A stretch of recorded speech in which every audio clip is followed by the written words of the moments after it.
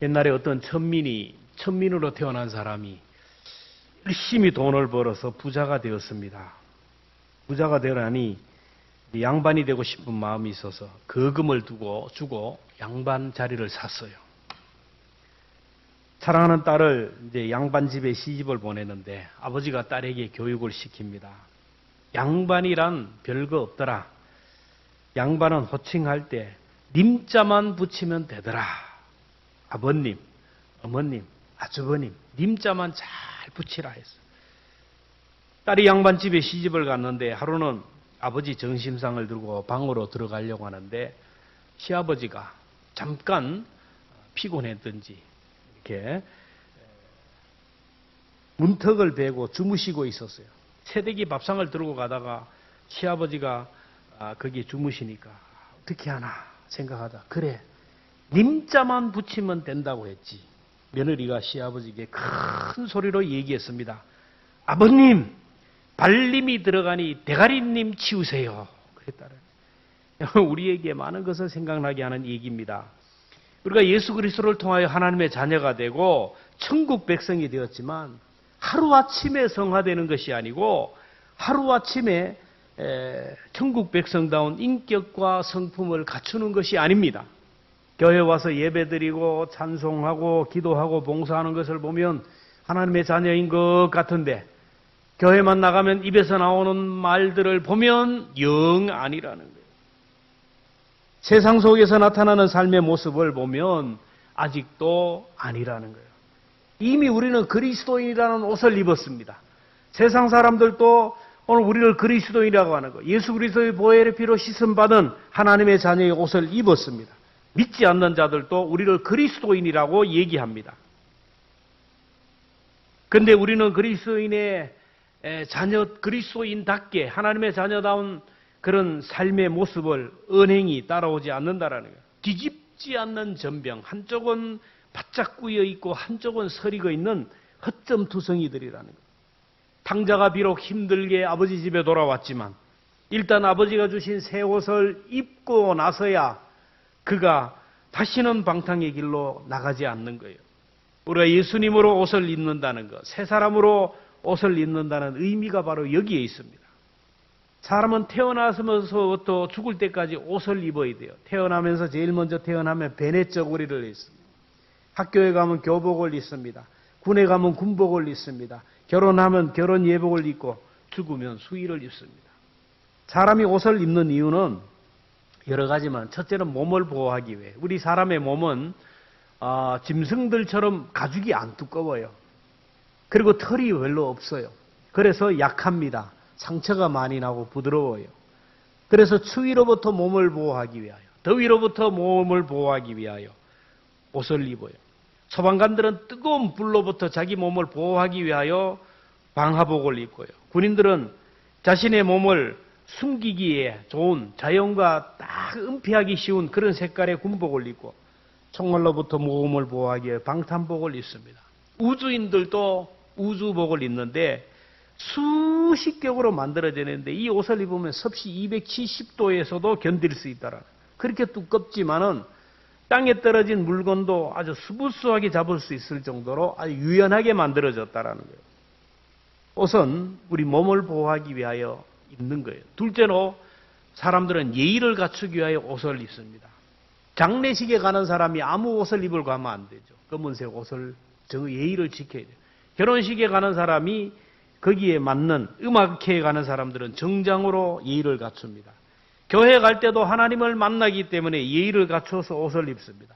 목사는 가운을 입고 찬양대는 또 예배위원들도 가운을 입고 봉사하는 옛부터 신분에 따라 입는 옷이 달라요. 제사장이 입는 옷이 다르고 왕이 입는 옷이 다르고 귀족이 입는 옷, 평민이 입는 옷, 죄인이 입는 옷이 달랐어요. 왕이 입는 옷을 진솔이라 했는데 이 진솔은 한 번도 빨지 않는 옷입니다. 왕은 세탁하지 않아요. 매번 새 옷만 입어요. 우리나라도 직업에 따라서 화이트 칼라니 블루 칼라니 그렇게 얘기했어요. 노동 현장에서 일하는 사람을 우리가 뭐라고 합니까? 블루 칼라. 아니면 책상에서 펜을 잡고 일하는 사람을 화이트 칼라라고 했어요. 근데 옷의 의미가 변질되기 시작했는데 장식을 위하여 이제 옷을 입기 시작하는 거예요. 자신의 몸을 돋보이고 자기의 몸을 자랑하기 위하여 잘 보이기 위해 옷을 입어요. 연예인들 옷 입는 걸 보면 기가 막힌 옷을 입어요. 자기의 개성을 자랑하고 자기 몸매를 자랑하는 자기 자신을 치장하기 위하여 옷을 입어요. 그래서 메이커로 치장을 합니다. 고급 명품으로 치장을 합니다. 수천 수백만 원짜리 옷으로 치장을 합니다. 세계에서 가장 비싼 정장이 스튜어트 휴즈의 다이아몬드 정장이라는데 10억이에요. 10억. 옷 한 벌이 10억이라는. 수백만 원짜리 밍크 코트 명품 옷으로 치장하는 시대입니다. 그래서 맥스 루케이도는 말하기를 옷은 우리의 성품을 상징한다. 그래서 그 사람이 입는 옷을 보면 그 사람의 성격을 알 수 있고 그 사람의 성품을 알 수 있고 그 사람의 스타일을 알 수 있어요. 거의 맞습니다. 옷을 입는 모습을 보면 그 사람의 모습을 알 수 있어요. 사람은 옷을 통하여 내 개성을 드러내고 내 자신을 스타일을 드러냅니다. 근데 하나님께서는 눈에 보이는 이 옷보다 내면의 옷을 입으라고 하는 거예요. 잠깐 있다 썩어질 이 세상의 옷을 입지 말고 썩지 아니할 영원한 옷 예수 그리스도로 옷을 입으라. 하나님은 우리에게 제일 먼저 입어야 할 옷은 천국 옷을 입으라는 거예요. 천국 예복. 학교 다닐 때 우리는 학교 다닐 때 체육복이 있었고 결혼 시간에 있어 결혼복이 있었어요. 가끔 깜빡 잊어버리고 체육복을 안 가져가거나 결혼복을 가져가지만 그날은 괴로워요. 체육 시간이 괴로워요. 체육 시간 되면 역시 체육복 안 입은 사람 열에 빠따로 두드려 맞고 체육복 안 입은 인간은 운동장 들어갈 자격이 없다. 다른 아이들은 볼을 차고 놀고 있는데 저 땡볕에 가서 잡초를 제거하고 청소를 해야 됐어요. 여러분 체육복을 입지 않아도 운동장에 못 들어간다면 천국은 아무나 들어가는 것이 아니에요. 천국 예복을 입어야 들어가는 거예요. 마태복음 22장에 보면 천국 비유가 나오는 어떤 왕이 그 천국 잔치를 배설하고 소도 잡고 살찐 짐승을 잡고 풍성한 음식을 준비하고 종들에게 가서 사람들을 초청했습니다. 그때 왕이 초청할 때는 예복을 하나씩 나눠주면서 초청했어요. 이 옷 입고 오라고. 예복을 입는 사람만이 잔치에 앉을 수 있었는데 어느 날 왕이 이래 보니까 어떤 사람이 예복 안 입고 용케나 와서 앉아 있어요. 이래 보니까 저쪽에 예복을 입지 않는 사람이 있어요. 그래 묻습니다. 마태복음 22장 12절에 이르되 친구여 어찌하여 예복을 입지 않고 여기 들어왔느냐 하니 그가 아무 말도 못하거늘 예복을 받았는데 안 입고 왔거든요. 유구무원이에요. 그래서 왕이 얘기합니다. 임금이 사한들에게 이르되 그 손발을 묶고 바깥 어두운 데 내던지라 거기서 슬피 울며 이를 갈게 되리라. 우리들이 입고 들어가야 할 천국 예복이 뭘까요? 천국 예복이 무엇입니까? 천국 예복은 다른 것이 없어 예수 그리스도입니다. 예수님으로 옷 입지 않으면 천국에 갈 수 없다라는 거예요. 그래서 로마서 13장 14절에 보면 오직 예수 그리스도로 옷 입고 정욕을 위하여 육신의 일을 도모하지 말라. 자, 그러면 예수님으로 옷을 입으라는 의미가 무엇입니까? 잘 들으십시오. 예수님으로 옷을 입으라는 의미. 여러분, 옷은 내 몸과 하나예요. 이 옷이 내 몸과 하나예요. 그리고 내 몸을 보호하는 것입니다. 내 자신을 드러내는 내 정체성을 표현하는 거예요. 그러니까 예수님으로 옷을 입으라는 말은 예수님과 내가 하나가 되라는 거예요. 옷이 내 몸과 하나가 안 돼가지고 나가 있으면 안 되는 거죠. 하나가 되라는 거예요. 예수님의 생각이 내 생각이 되고 예수님의 가치관이 내 가치관이 되고 예수님의 뜻이 내 뜻이 되고 예수님이 내 몸을 보호하는 예수님이 내 몸을 보호하고 예수님이 내 의의를 드러내는 예수님과 내가 연합이 되는 거예요. 여러분 세상 사람들은 자꾸 다른 걸로 치장합니다. 물질로 자꾸 치장을 해요. 권력으로 치장을 합니다. 명예로 치장하고 썩어질 세상의 것들로 치장. 이것만 있으면 되는 줄 알고 그래서 많이 배워가지고 내 스펙과 내가 하나가 되는 거예요. 돈이 많다.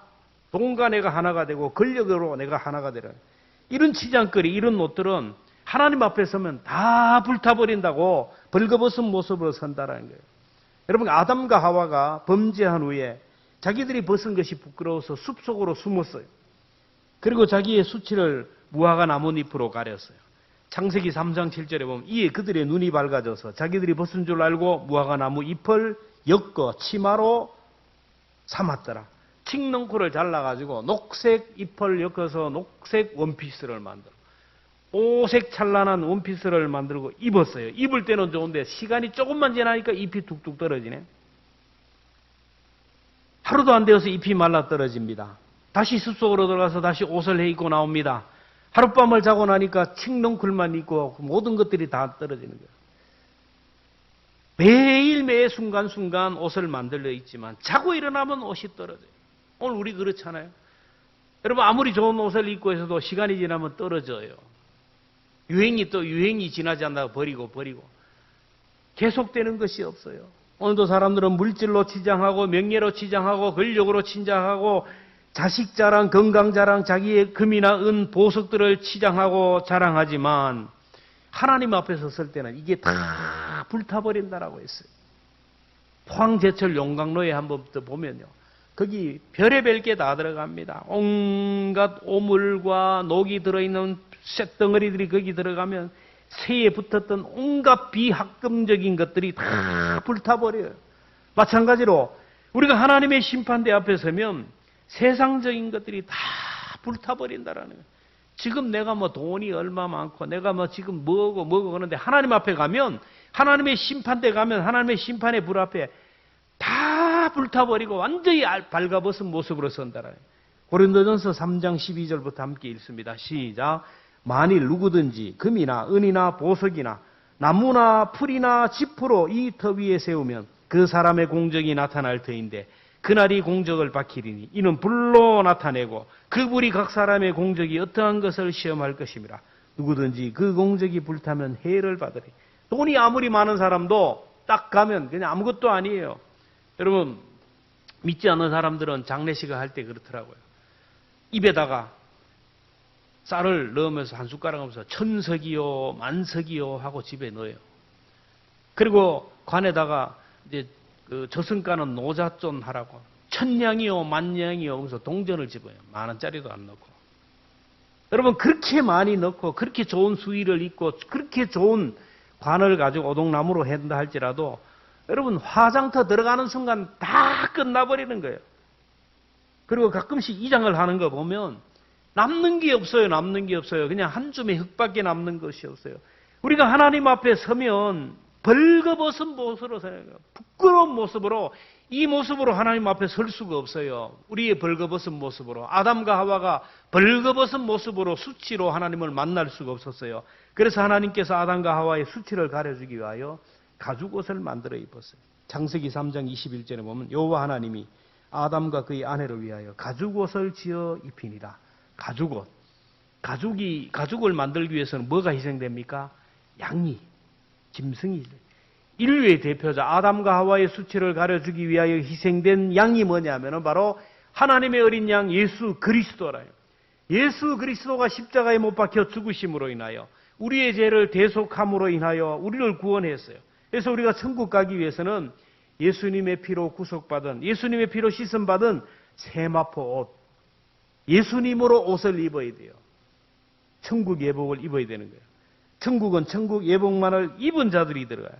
천국에서 천국 예복을 입은 사람들을 보면서 한 장로가 이렇게 물어봅니다. 계시록 7장 13절 14절 같이 봅니다. 시작.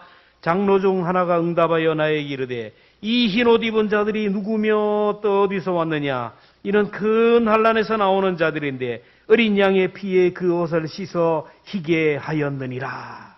천국에서 흰 옷 입고 예수님을 옷 입고 천국의 황금길을 거리는 사람들을 보면서 저 사람이 어디서 왔고 누구이냐? 예수님의 피로 씻음받은 세마포 옷을 입은 사람입니다는. 여러분 천국은 어린 양의 피로 씻음받은 세마포 옷을 입은 사람만이 들어가요.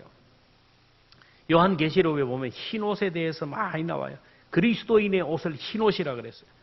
계시록 3장 4절에 보면 이 옷을 더럽히지 아니한 자 몇이 있어 몇 명이 내게 있어 흰 옷을 입고 나와 함께 다니니 그들은 합당한 자인 영고라. 3장 5절에 보면 이기는 자는 이와 같이 흰 옷을 입을 것이요. 3장 18절에 보면 흰 옷을 사서 입어 벌거벗은 수치를 보이지 않게 하라. 4장 4절에 또 보좌의 둘로 24장로 보좌들이 있고 그 보좌 위에 24장로들이 흰 옷 입고 머리에 금관을 쓰고 있더라. 흰 옷은 예수 그리스도의 옷을 말해요. 예수님으로 말미암아 의롭다고 해준 의의 옷, 이걸 입었다라는 거예요. 여러분, 오늘 우리는 예수님의 피로 깨끗하게 씻음받은 세마포 옷을 입어야 하나님 앞에 서게 돼요. 주가 맡긴 모든 역사 힘을 다해 마치고 밝고 밝은 그 아침을 맞을 때 요단강을 건너가서 주의 손을 붙들고 기쁨으로 주의 얼굴 배우리라는 찬송이 있습니다. 240장인데 영화로운 시온 성문 들어가서 다닐 때 흰옷 입고 황금길을 걸으며, 여러분, 우리 모두가 예수님의 옷을 입고 마지막 날, 우리의 생명 끝난 날 흰옷 입고 황금길을 거닐 수 있기를 주의 이름으로 축원합니다. 우리가 예수님이 주신 천국 예복을 입고 천국에 들어가기 위해서는 날마다 우리가 보혈의 피로 씻음을 받아야 되고 예수님으로 옷을 입어야 돼요. 주의 피로 이룬 샘물. 여러분, 우리의 옷을 깨끗하게 씻는 보혈의 피가 있는 그것이 바로 교회예요. 교회는 우물이 크고 깊고 넓어요. 모든 사람이 와서 씻을 수 있는 물입니다. 날마다 보혈의 피에 우리가 잠겨야 되고요. 말씀에 깊이 잠겨야 되고 예배의 감격에 잡혀야 돼요. 성령의 임재에 붙들려야 천국 예복을 입게 됩니다. 우리가 예수님으로 옷 입기 위해서 더 구체적으로 해야 할 것이 있어요. 옛사람을 벗어버리라. 옛사람을 벗어버리라. 22절에 보면 너희는 유혹의 욕심을 따라 썩어져가는 구습을 따르는 옛사람을 벗어버리고, 옛사람을 벗어야 새 옷을 입어요. 저도 군에 갈 때 좋은 옷을 입고 사제 옷을 입고 갔어요. 좋은 옷을 입고 그래가지고 룰루랄라고 군에 딱 들어갔는데, 지금부터 군복 이상한 거 던져주면서 지금부터 옷 갈아입는데 주는 시간 5초. 얼마나 얼차려는지. 이거 좋은 옷이 어디 있어요? 이거 후자로 벗어가 던져버리고 군복을 확 입는 거예요. 군복을 입기 위해서는 사복을 벗어버려야 돼요. 지금 미련이 있고 아쉬움이 있고 뭔가 나를 유혹하는 세속적인 욕심이 있지만 이것을 던져버려야 새 옷을 입는 거예요. 마가복음 10장에 보면 소경이요 거진 바디메오가 예수님을 만나는 장면이 나와요. 오늘 우리가 이런 모습으로 만나야 돼요. 앞이 보이지 않는 소경 바디메오가 예수님이 오신다는 소리를 들었어요. 마가복음 10장 47절 함께 봅니다. 시작. 나사렛 예수시라는 말을 듣고 소리질러 이르되 다윗의 자손 예수여 나를 불쌍히 여기소서. 많은 사람이 꾸짖어 잠잠하라 하되 그가 크게 소리질러 이르되 다윗의 자손이여 나를 불쌍히 여기소서 하느니라. 많은 사람이 있어도 관계없어요. 나를 불쌍히 여겨달라고 소리를 질러요. 오늘 우리가 하나님 앞에 나와 할 일은 나를 불쌍히 여겨달라고 소리 질러야 돼요. 그때 예수님이 머물러 서서 바디메오를 데려오라. 그래서 제자들이 바디메오 가서 예수님이 오라고 한다. 그러자 바디메오가 어떻게 했습니까? 10장 50절입니다. 맹인이 겉옷을 내버리고 뛰어 일어나 예수께 나오거늘. 여러분, 이걸 그냥 읽으면 안 돼요. 소경의 입장에서 생각해요. 여러분, 앞이 보이지 않는 소경은 한 걸음 한 걸음이 불안해요. 앞에 무슨 일이 있을지, 어디 누구에게 받히지, 누군가 인도해야 돼요. 앞이 안 보이는 거예요. 여러분, 사람이 자꾸 두려워하고 불안한 이유는 뭐냐면 안 보이니까 그래요. 앞이 안 보이니까. 미래가 안 보이고 주님이 안 보이니까 두려워하는 거예요. 근데 바디메오의 행동을 보세요. 뛰어 일어나 예수님께 나갔다. 맹인이 여러분 뛰는 거 봤어요? 한번 여러분 맹인이 뛰는 거 본 사람은 앞이 안 보이는 소경이 뛰는 거 봤습니까? 어떻게 뜁니까? 한 치 앞이 안 보이는데 어떻게 뛰어요? 바디메오는 예수님이 오시라 그러니까 뻘떡 일어나서 예수님이 음성이 들리는 곳으로 뛰어나갔다라는 거예요. 이게 바로 믿음입니다. 예수님이 오라고 하면 예수님만 믿고 뛰어나가는 거예요. 뛰다가 넘어지면 어떡하나? 아이고, 뛰다가 다치면 어떡하나? 이런 두려움, 예수님만 생각하고 예수님의 능력만 생각하고 그냥 뛰어나가는 거예요. 수고하고 무거운 짐진 자들아 다 내게로 오라. 내가 너희를 쉬게 하리라. 주일은 믿음으로 성전을 향하여 뛰어나가는 날입니다. 아내가 교회 가면 이 일을 못하는데 그 믿음이 아니에요. 할 일이 있지만 만날 사람도 있지만 여러 가지 일들이 있지만 주님이 오라고 하셨기에 가면 문제가 해결된다는 생각으로 그냥 뛰어나가는 거예요. 순종하는 것입니다. 하나님의 말씀이 있으면 능력을 믿고 뛰어나가면 되는 거예요. 그리고 또 하나, 바디메오가 겉옷을 벗어던지고 나갔다라. 그 당시 옷은 너무 귀합니다. 그래서 이 옷은 예수님이 돌아가시니까 그 옷을 막 제비 뽑아 가잖아요. 아간이 외투 하나 때문에 눈이 뒤집어져 가지고 외투를 감추잖아요. 너무 귀해요. 그래서 대를 이어서 옷을 입는데 이 외투는 낮에는 옷이고 밤이면 이불이 되는 거예요. 몸과 떨어질 수 없는 것이 옷이에요. 그리고 그 당시 구걸하는 거지들에게 국가에서 인정하는 정복을 주었어요. 지금 거지 바디메오가 벗어던진 겉옷은 나라에서 너는 정식으로 허가받은 거지다. 그래서 이 옷을 입고 구걸하는 사람은 그 누구도 건드리지 못해요. 그 북법으로 이렇게 보호했어요. 그러니까 거지 바디메오는 지금 국가에서 준 공식적인 옷을 입고 구걸했는데 이게 생계수단입니다. 근데 예수님이 오라 그러니까 그 겉옷을 벗어 던졌다라는 거예요. 벗어 던지면 옆에 있는 사람 그냥 잡아가요. 그러면 이 보이지 않는 거지가 그 옷을 어떻게 찾아갑니까? 이제 국가에 이제 굶어 죽을 수밖에 없는 거예요. 근데 벗어 버렸다. 옛 사람을, 옛 생각을 내가 앞으로 어떻게 나는 예수님이 오라 그러는 순간 나는 이제 거지의 삶이 끝났다. 얻어먹는 삶은 끝났다. 그렇게 밀어넣이 던져버리고 예수님께 갈 때 예수님을 만나고 예수님이 주시는 새 옷을 입었어요. 마가복음 10장 52절에 내 믿음이 너를 구원하였느니라 하시니 그가 곧 보게 되어 예수를 길에서 따르니라. 그 자리에서 벗어나서 예수님을 따라가는 삶을 살았어요. 오늘 우리가 예수님으로 옷 입기 위해서는 옛사람의 옷을 벗어버려야 돼요. 오늘 예배의 자리에 나온 것은 유혹의 욕심을 따라 사는 것이 아니라 옛사람을 벗어 던진 삶을 살아가는 거예요. 주일이면 세상으로 나가고 세상 속에 살던 옛사람의 옷을 던져버리고 예배의 자리에 나온 것입니다. 지난 한 주간 특별 새벽 기도를 했는데 새벽 기도의 자리에 섰다는 것, 유혹의 욕심을 따라 산 것이 아니고 옛사람의 옷을 벗어 던진 거예요. 잠자는 것도 벗어 던지고 TV 보는 것도 벗어 던지고 새벽에 기도하기 위하여 내 옛사람을 벗어 던진 사람만이 새벽에 나올 수 있는 거예요. 하나님의 말씀을 묵상하고 사람을 용서하는 것, 그리고 조미 감사 운동하는 것, 이 모든 것들은 뭐냐 하면은 옛사람을 벗어 버릴 때 입을 수 있는 옷이에요. 그리고 우리가 또 옛사람의 옷을 벗기 위해서는 우리가 해야 할 게 마음을 새롭게 하라. 심령을 새롭게 하라. 23절 같이 함께 봅니다. 시작. 오이 너희 심령이 새롭게 되어 하나님을 따라 의와 진리의 거룩함으로 지으심 받은 새 사람을 입으라. 사람은 마음이 움직이면 행동이 따라갑니다. 마음이 변하면 삶이 변해요. 마음이 먼저예요. 마음이. 이렇게 살아서는 안 되겠다. 이렇게 믿음 생활하면 안 되는데, 이렇게 신앙생활 하면 안 되는데, 좀 더 새롭게 살아야 되는데 하는 마음을 가지는 사람이 새 옷을 입어요. 심령이 새롭게 되어야 옛사람의 옷을 벗어던지고 의와 진리로 진리의 거룩함으로 지으심을 받은 새 사람을 입어요. 내가 마음을 열어야 주님이 오세요. 여러분, 주님은 우리 마음을 강제로 부셔버리고 깨워버리고 들어오는 분이 아니에요. 로봇같이 우리를 조종하는 분이 아니에요. 계시록 3장 20절에 볼지어다 내가 문 밖에서 문을 두드리노니.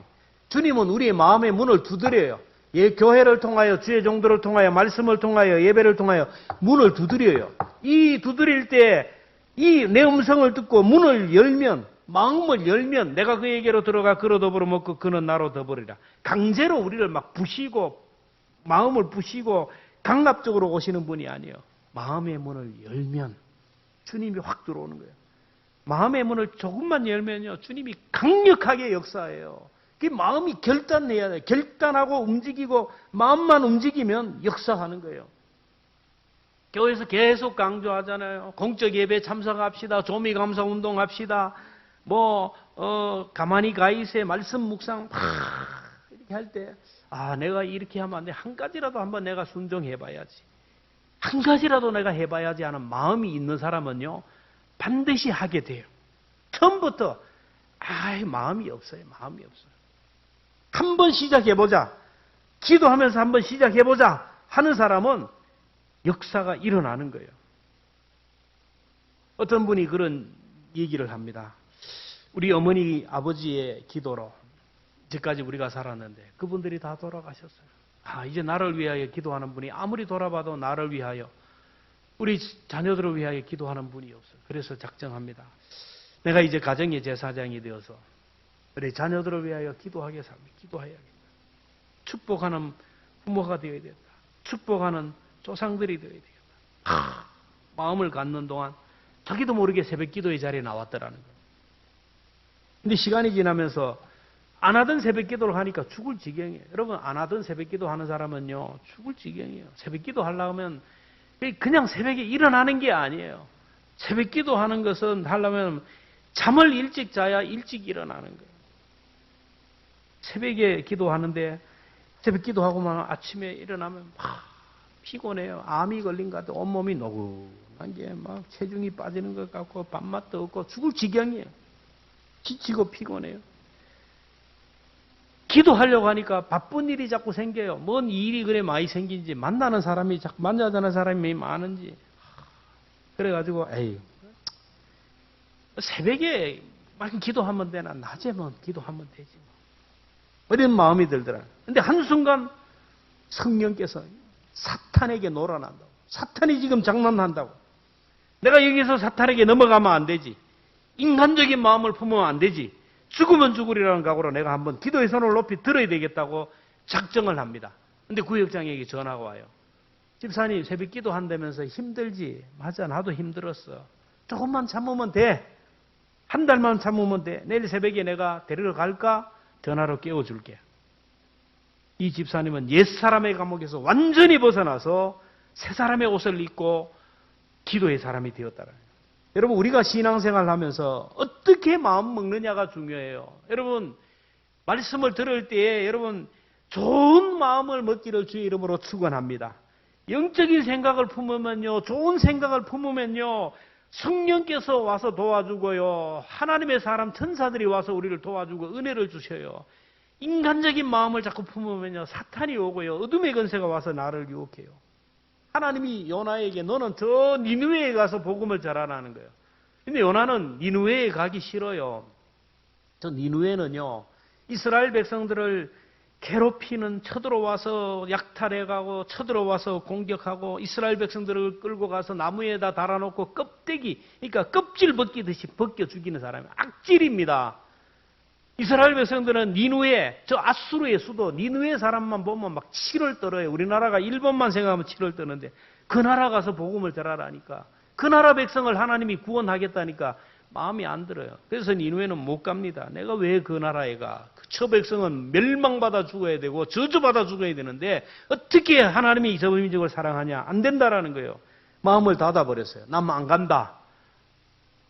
항구로 딱 가는데 니느웨로 가야 할 배를 타야 되는데 딱 가니까 다시스로 가는 배가 나와요. 그냥.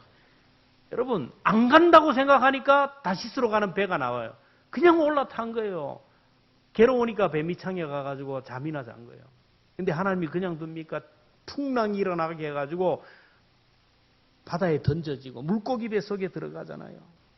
여러분, 우리가 어떤 마음을 품냐에 따라서 어떤 환경이 열려져요. 좋은 마음을 품으면요, 좋은 환경이 열려지고요. 인간적인 마음을 품으면 안 되는 환경이 열려져요. 이것까지 나는 저거는 죽어도 못해. 그러면 죽어도 못하는 환경들만 자꾸 열려지는 거예요.